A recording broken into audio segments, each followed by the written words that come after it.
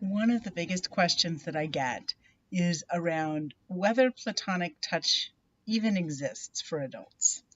And I see why people are confused about this. We live in a culture where it's not common to hold hands with a platonic friend or to sit touching someone that you have no intention or interest in having sex with. For a lot of people, platonic touch kind of goes away once you hit your teens. Now, this isn't a good thing because we need touch. We know that children and babies that don't get touched can literally flat up die from this. It's impossible to thrive if you don't get touched. Touch stimulates brain growth, both in babies and probably in adults, although that's been less rigorously studied at this point. But we get it all attached in our heads with sex because these are the neural pathways we've built. So if you will bear with me a moment while I become a learning geek in front of your eyes, let's talk a little bit about how our brains go about learning new things. We know that our brains are highly contextualized, which means if you study for an algebra test in a room with blue walls, you will score better on that test if you take it in a room with blue walls.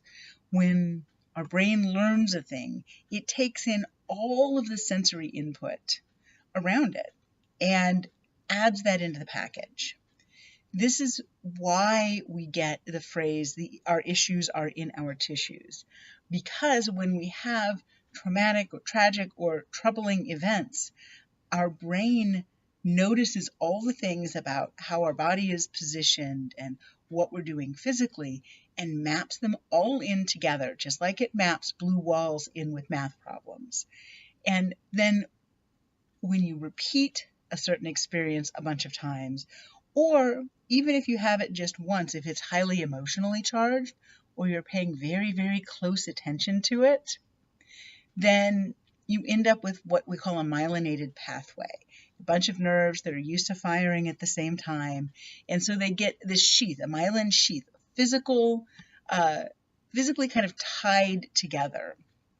Now, the good news is we know how both to create these and how to unwind them. A couple of decades ago, we didn't think we could do that past our mid-20s. We thought we had all the brain cells we were ever going to have. We had all the neural pathways we were ever going to have by 25, and we were done. We now understand that the brain is, they call it plastic, neuroplasticity or brain plasticity. And that's true until the day we die. We can learn new things. It is good for our brains to learn new things. It helps to stave off dementia and other mental illnesses. This process of rebuilding neural pathways is very healthy for us. So picking up any new skill, whether it's a video game or drawing or another language, all of these things are good for us. So how does this relate to touch? Well, let's think about the way most Americans, I'm in the Midwest, most Indiana people have encountered touch in their adult lives. Typically, it is in very emotionally charged situations or situations we're paying very close attention to because they involve a romantic partner and perhaps sexual activity. These are things we pay close attention to, right?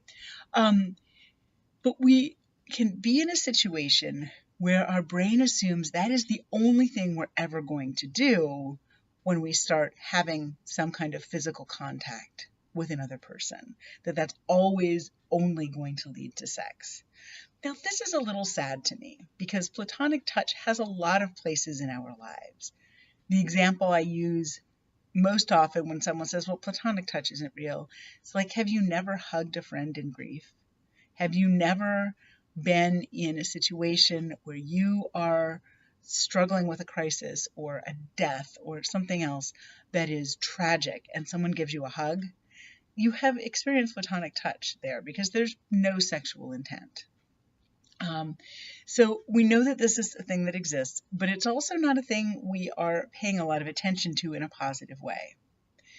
So when we develop these new neural pathways by cuddling with our friends without sexual intent or by working with a professional, We are expanding our range of possibilities.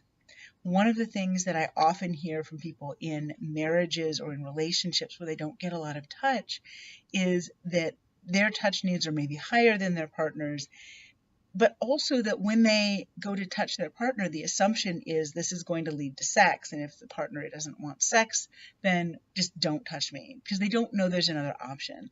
You have to build that possibility together with the people you're in relationship with.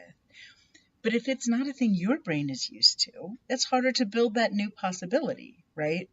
So this is where working with a professional cuddler can be really helpful, because the professional cuddler is going to hold those boundaries.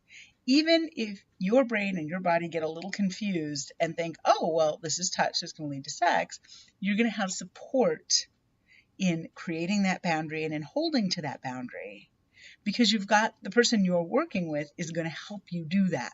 There's no confusion. I've had another video called One Less Decision. When someone comes to see me in a professional capacity, the decision about whether it's going to turn sexual has already been made, and the answer is no. Period. End of discussion. That's one less thing to worry about, so you can focus on the touch piece and on, in many cases, rebuilding these neural pathways so that the range of ways that you can enjoy touch and experience touch is expanded.